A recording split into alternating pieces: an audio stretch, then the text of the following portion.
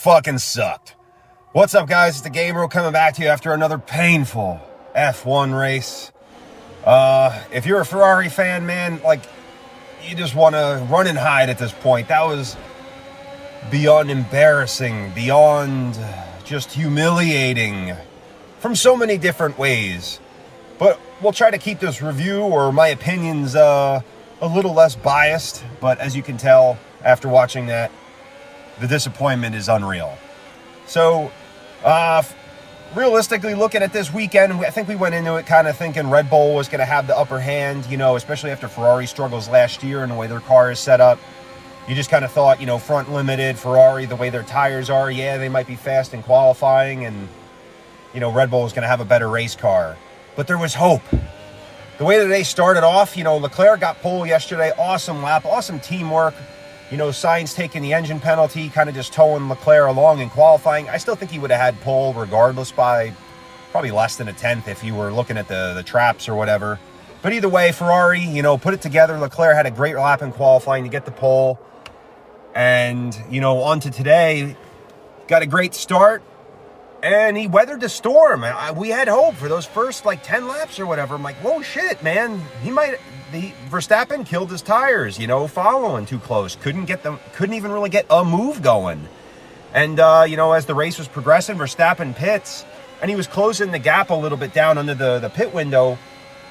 Just thinking, you know, hey, maybe Ferrari's strategy is to try to do what they did in Austria. Maybe they thought they had the pace on fresher tires to maybe run Max back down or something and just let their strategy unfold. And, you know, there's people talking like, hey, was it something to do with the throttle pedal? I'm like, I think Leclerc's tires were cooked. He was pushing too hard and made a mistake. He said that in the interview, whether everyone else says, oh, something happened with the throttle again. I don't think so. You know, he's just pushing. And this might have been that moment of the year where, like, I just think, you know, that was the driver's title and gone, you know, like 91 Williams type stuff. Like, yeah, that car's fast every week, you know, early 80s Renault. Win the pole, start good, boom, something happens. Except the strategy is way more comical now on Ferrari. Like, it's unfathomable as we get later into the race. You know, there was a lot of following, a lot of battles. You had a couple incidents with Tsunoda and Ocon. Was it, you know, like, good to see some wheel-to-wheel racing, but there was some, you know, some contact with the Haas's as well. Just, you know, you got to see following at least. But today, this was probably the one track of the year I think you're going to see the tire deg issue be the most prevalent, you know, especially with the temperatures you saw. And then very quiet race from Hamilton. Great job finishing second for him. You know, you didn't really see much of him. I think that was the key to the Ferrari race at the start. Hamilton, great start, got past Perez, pushed him back, and kind of pushed the rest of the, you know, kept it so the second Red Bull couldn't do much. And Perez today, you know, didn't seem to have it. He struggled all weekend. Good battle with George at the end there and just lost out, you know, got caught sleeping under that VSC, and George got around him. Some good battle in there at the end. And then we got to talk about Sainz's race. Like, this is where it got embarrassing, you know, like Leclerc had his thing. Yeah, shit, you know, we just lost, you know, all right, there's the title. That was Germany 2018. But, you know, Sainz trying to make the best out of it. Unsafe release after that slow stop that was painful. And you saw that happen, and they saw it on TV, and you're like, holy shit, yep, that's not going well. But they're going to get a penalty for that. It happens.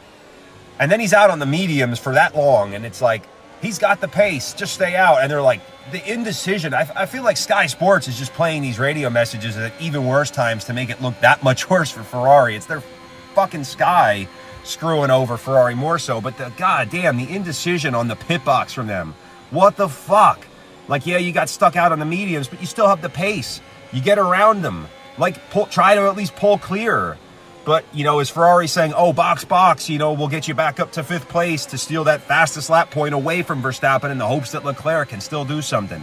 Holy fuck, man. This went from PG, you know, F1 reviews to the full fucking, you know, X, because it's that painful to be a Ferrari fan right now. Going into Hungaroring next week, before the summer break, it looks like a track that favors Ferrari, but you're already in that mindset of how will they fuck it up? You know, yeah, great practice sessions. Hey, they won pole position. Red Bull's on the front row. Like, Max is literally being handing this championship just because he's there. It kind of reminds me of how he was a couple years ago running second to Hamilton all the time. It's just being given to him, and he's just like, okay, I'll take the points, no emotion, whatever. You're not even getting to see Verstappen really fucking do anything, you know? Like, he doesn't need to make mistakes or make lunges or make crazy-ass contact. He's just like, hey, I know they're going to fuck up. That's how it is. So we got one more race before the summer break. This fucking sucks. It sucks being a Ferrari fan. I wish it was 2020 again and we had that boat anchor of an engine. So it's like, oh, they finished in the points. Yay. Whereas now it's like, you're just squandering. You know, it's the fastest fucking car on the grid. I know it's fragile, but your strategy team is fucking you too. So, yeah. Oh, that's what I thought of the French GP. There were some other great battles. You know, that Aston finish, that was pretty cool at the end there. I didn't see the replay if Vettel drove into the back of Stroll, but, you know, had some good battles going on. You were constantly, like, it wasn't a boring race at least. It's not like, you know, you didn't have that much passing or whatnot, but there was constantly something going on. Like, you know, there was at least entertainment value for this. You know, like, hey, maybe let's have another French GP.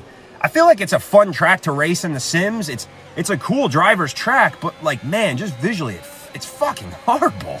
The runoff area and all that stuff, like, it's just an appalling track to look at overhead. And just when you think of Paul, I don't know, maybe the name sucks, Paul Ricard, La Castellet, like, it's fucking boring, you know? If you gave it, like, a cool name, like fucking Eagle Fang or something like that, be like, yeah, we're going the race, you know? Like, what a cool track, you know? Blow some fireworks up. And, you know, it has a cool trophy. People were bitching it's not like the Louis Vuitton Monaco trophy. I'm like, this thing looks awesome. Maybe they think it's the Dover Downs trophy, you know, because that's what I thought, like the, you know, the Monster Miles trophy. They're like, oh, how fucking peasant of a trophy that is. Anyway, that's my rant over this race. Say what you will about it. I'll see you next week at the Hungaro ring, and we'll see how we can fuck it up further. I've been the Game Bro. Have a great week, everyone. I'm out.